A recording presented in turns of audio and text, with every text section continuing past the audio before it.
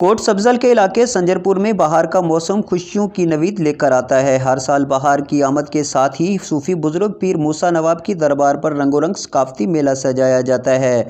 मेले में बच्चों की तफरीह के लिए झूले, चिड़ियाघर और रिवायती मिठाइयों, जूस और ज्वेलरी वगैरह के स्टॉल भी सजाए जाते हैं।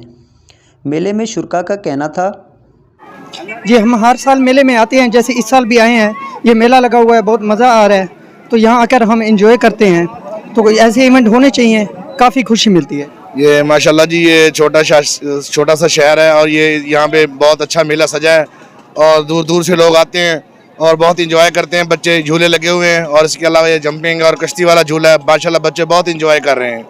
मेले के शुरका का कहना था कि हुकूमत ऐसे मेले कराने की इजाज़त दे ताकि लोग सैरो तफरीह के साथ साथ लुत्फ अंदोज हो सकें। कैमरा टीम के साथ तैमूर अहमद त्रेली, वॉइस न्यूज़, कोट सब्जल।